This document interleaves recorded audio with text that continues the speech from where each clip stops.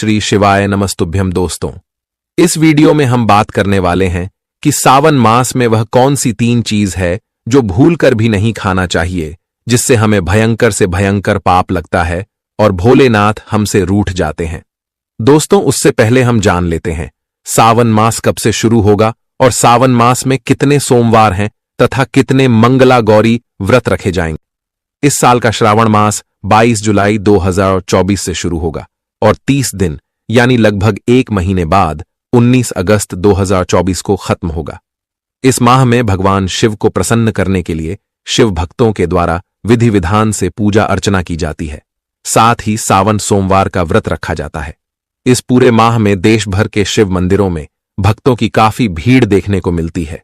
मान्यता है कि जो कोई भक्त सावन माह में विधिपूर्वक पूजा करता है उसे महादेव का आशीर्वाद प्राप्त होता है। सावन में सोमवार का व्रत रखने से अविवाहित लड़कियों को योग्य वर प्राप्त होता है और शादीशुदा जातकों का वैवाहिक जीवन सुखमय होता है। सावन सोमवार व्रत से व्यक्ति के सभी पाप नष्ट हो जाते हैं। हिंदू धर्म में भगवान शिव शंकर को सभी देवों में उच्च स्थान प्राप्त है, इसलिए वे देवों के देव महादेव कहलाते हैं। शिवजी की कृपा पाने के लिए सावन का महीना सबसे उत्तम माना जाता है। ऐसे में इस माह आप उनकी पसंदीदा चीजें अर्पित करके शिव शंभू की कृपा पा सकते हैं। दोस्तों, ऐसे में हम जानते हैं सावन के इस पवित्र महीने में कौन सी गलती नहीं करनी चाहिए जिससे कि शिव नाराज ना हो। और सावन व्रत में यह फल तो कभी मत खाना, नहीं तो भगवान भोले बाबा आपसे क्रोधित हो सकते हैं, आपका व्रत टूट सकता है। आइए जानते हैं कुछ ऐसी सावधानियां जिसे भूलकर भी नहीं करना चाहिए। दोस्तों, नंबर 1, शास्त्रों में कहा गया है कि व्रतधारी को उधार मांगकर फल आदि नहीं खाने चाहिए। इससे पाप लगता है और व्रत अधूरा रह जाता है। सोमवार का व्रत हो या कोई भी व्रत क्यों ना हो, पड़ोसियों से मांगकर भी व्रत आदि में फल वगैरह नहीं खाने चाहिए। व्रत में उधार मांगकर खाने से व्यक्ति का व्रत झूठा हो जाता है। ईश्वर की शरण में आने पर व्यक्ति को झूठ नहीं बोलना चाहिए, कर्ज नहीं लेना चाहिए, चुगली आदि नहीं करनी चाहिए, उधार मांगकर भी नहीं खाना चाहिए। अगर आपको कोई अपनी मर्जी से खाने के लिए व्रत में कुछ देता है तो उसे आप खा सकते हैं, लेकिन व्रत में कम से कम उधार मांगकर फल आदि नहीं खाना चाहिए। इससे पाप लगता है और व्यक्ति की पवित्रता भंग हो जाती है। दोस्तों, नंबर 2, सोमवार का व्रत हो या सावन का व्रत, आपको नाशपत्ती नहीं खाना चाहिए। दरअसल इस फल का नाम नाश यानी नाश करने वाला होता है, इसलिए इस फल को व्रत में नहीं खाना चाहिए। व्रत आदि को छोड़कर किसी और दिन आप कभी भी खा सकते हैं, लेकिन अगर जिस दिन आपका व्रत हो उस दिन नाशपाती का सेवन नहीं करना चाहिए। भगवान को भी नाशपत्ती नहीं चढ़ना चाहिए। नंबर 3, कुत्तू का आटा खाने से भी आपका व्रत टूट सकता है। आपको बता दें, लंबे समय से रखा हुआ आटा आपका व्रत भंग कर सकता है। दरअसल पुराने आटे में घुन आदि कीड़े वगैरह पड़ जाते हैं जो ठीक तरह से दिखाई भी नहीं देते। ऐसा आटा खाने पर दरअसल आप मांस का सेवन करते हैं और व्रत में कीड़े खाना घोर पाप के बराबर माना गया है और आपका व्रत भी भंग हो जाता है। व्रत में ताजा आटा खाना चाहिए। लंबे समय से रखे हुए आटे में कीड़े पड़ जाते हैं, ऐसा कभी ना करें।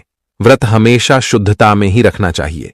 दोस्तों, सावन का महीना बड़ा ही पवित्र महीना माना गया है, इसीलिए यह 5 चीजें भगवान शंकर के पास कभी ना रखें। तो चलिए जानते हैं उन 5 चीजों के बारे में। नंबर 1, जहां रखा हो शिवलिंग या महादेव की कोई भी प्रतिमा तो वहां पर भूलकर भी चप्पल जूते लेकर नहीं जाना चाहिए। जरा सोचिए, जब आपके कमरे में कोई चप्पल लेकर प्रवेश करता है तो आपको कितना क्रोध आता है। इसी कारण महादेव भी आपसे नाराज हो जाते हैं और आपको मिलने वाला फल नष्ट हो जाता है। ऐसे में मंदिर में नंगे पांव ही प्रवेश करना चाहिए, क्योंकि चमड़े की चप्पल हमेशा अशुद्ध रहती है। इससे देव शक्ति नाराज होती है।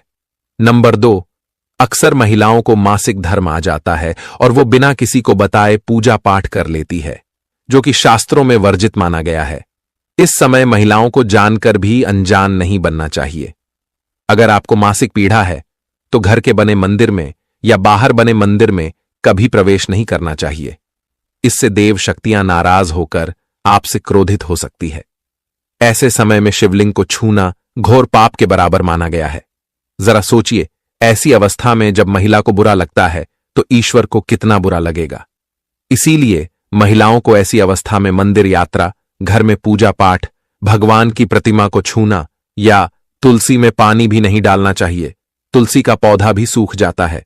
जब देव शक्तियां नाराज होती हैं तो लाजमी है कि घर में कंगाली और गरीबी, लड़ाई झगड़े होने लगते हैं। ऐसा कभी मत करना। नंबर 3, शास्त्रों में बताया गया है कि जहां शिवलिंग होता है वहां पर सभी शक्तियां सक्रिय रहती हैं। अगर घर में होता है शिवलिंग तो वह व्यक्ति महादेव की कृपा सदैव पा लेता है। वास्तुशास्त्र के अनुसार शिवलिंग से हर वक्त ऊर्जा का संचार होता रहता है। इसीलिए शिवलिंग पर जलधारा हमेशा होनी चाहिए, जो ऊर्जा को शांत रखता है। कुछ लोग अपने घर में शिवलिंग तो रख लेते हैं, लेकिन वह 1 हफ्ते के बाद जल चढ़ाते हैं, जो कि बिल्कुल भी अच्छा नहीं माना जाता। अगर आप जल नहीं चढ़ा सकते तो आप अपने घर में शिवलिंग स्थापित कभी ना करें, जो कि गरुड़ पुराण में बताया गया है। इससे उल्टा घर में विनाश होता है। नंबर 4, शास्त्रों में बताया गया है कि तुलसी और महादेव का बैर माना गया है। इसी कारण तुलसी में शिवलिंग और गणेश की प्रतिमा को नहीं रखा जाता। कई लोग जाने अनजाने में शिवलिंग को तुलसी में रख देते हैं और घर में परेशानियां आना शुरू हो जाती हैं। इससे महाशक्तियां क्रोधित हो जाती हैं। शिवलिंग पर तुलसी भी नहीं चढ़ना चाहिए। तुलसी में और शिवलिंग में कुछ दूरी होनी चाहिए। नंबर 5, घर का मंदिर या बाहर का मंदिर। किसी भी मंदिर में ऐसे व्यक्ति को प्रवेश नहीं करना चाहिए जिसने स्त्री प्रसंग अर्थात संभोग किया हो या उसने मांस खाया हो। अगर आप शारीरिक रूप से गंदे हैं तो मंदिर के आसपास भी नहीं जाना चाहिए। घर के बने मंदिर में कोई कपड़ा आदि डाल देना चाहिए। जरा आप ही सोचिए, क्या आप मांस खाकर या स्त्री के साथ शारीरिक संबंध बनाकर भगवान के पास जाएंगे और क्या वह आपसे प्रसन्न होंगे? बिल्कुल भी नहीं। वह आपसे क्रोधित हो सकते हैं और आपसे नाराज हो जाएंगे। शास्त्रों में इसे घोर पाप माना गया है। इससे व्यक्ति नरक में जाता है। ऐसा दुष्ट स्वभाव मनुष्य की बर्बादी का कारण माना गया है। ऐसा ना करें। ईश्वर के सामने हमेशा नहा धोकर मन पवित्र लेकर ही जाना चाहिए। इससे सभी शक्तियां आपसे प्रसन्न रहती हैं। दोस्तों, सावन के महीने में महादेव को ऐसे बेलपत्र कभी मत चढ़ना, बहुत ही अशुभ माना जाता है। दोस्तों, पौराणिक मान्यताओं के अनुसार बेलपत्र चढ़ाने से शिवजी का मस्तक शीतल रहता है। बेलपत्र से भगवान शिव की पूजा करने से दरिद्रता दूर होती है और व्यक्ति सौभाग्यशाली बनता है। इससे हनुमान जी भी प्रसन्न होते हैं, क्योंकि वे शिव के ही अवतार हैं और इस बात को शायद ही कोई जानता हो। दोस्तों, पहले आप यह जानें कि बेलपत्र का उपयोग और इसके लाभ कैसे मिलते हैं। नंबर 1, तीनों लोकों में जितने तीर्थ स्थल प्रसिद्ध हैं वे सभी तीर्थ स्थल बेलपत्र के मूल भाग में स्थित माने जाते हैं। इस बात को शायद ही कोई जानता हो। नंबर 2, यदि बेल का वृक्ष घर के बीचों बीच या पूर्व दिशा में लगा हो तो घर में धन धान्य की कोई भी कमी नहीं रहती और परिजन खुशहाल रहते हैं। नंबर 3, जो व्यक्ति बेल के वृक्ष के मूल भाग की गंध पुष्प आदि से पूजा अर्चना करता है उसे मृत्यु के पश्चात शिवलोक की प्राप्ति होती है। दोस्तों, हम बात करते हैं सावन सोमवार व्रत में क्या नहीं खाना चाहिए। तो देखिए दोस्तों, सावन व्रत में बेसन, मैदा, अनाज से परहेज किया जाता है। व्रत रखने से शरीर को डिटॉक्स करने में मदद मिलती है। इसलिए आपको इस दौरान मांस, मछली और अंडे का सेवन करने से भी बचना चाहिए। सावन व्रत में कुछ लोग सफेद नमक का सेवन नहीं करते। इसकी जगह आप सेंधा नमक खा सकते हैं। देखें दोस्तों, बहुत से पुरुष और महिलाओं का प्रश्न आता है कि हम सावन में दूध पी सकते हैं कि नहीं पी सकते। तो देखिए दोस्तों, इसी तरह सावन में कच्चा दूध और दही खाना भी वर्जित है। इसके पीछे कारण यह है कि गाय और भैंस कीड़े लगे पत्ते और घास खाती हैं। इससे इन पशुओं का दूध भी दूषित हो सकता है। इसलिए आप सावन के व्रत में दूध पीना भी वर्जित माना गया है।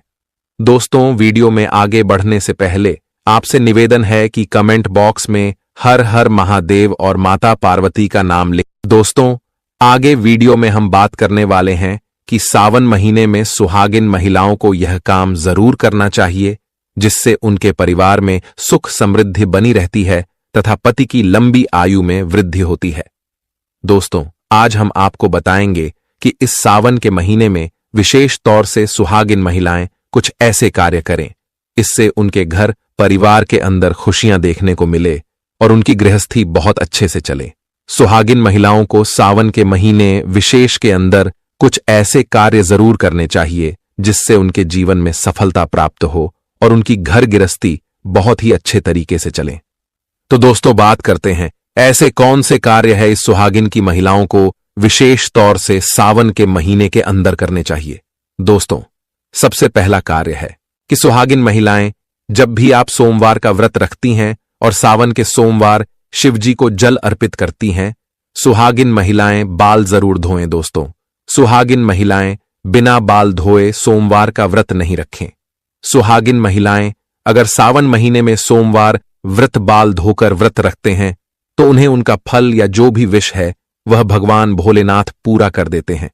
और दोस्तों, कहा जाता है कि पूरे सावन के महीने के अंदर भोलेनाथ सुबह के समय इस धरती पर माता गौरी के साथ भ्रमण करने के लिए निकलते हैं। तो सावन के महीने में दोस्तों, सुहागिन महिलाओं को विशेष तौर से यह ध्यान रखना चाहिए कि सुबह जल्दी उठकर ब्रह्म मुहूर्त में उठकर स्नान कर लें और घर की साफ सफाई का विशेष तौर से ध्यान रखें।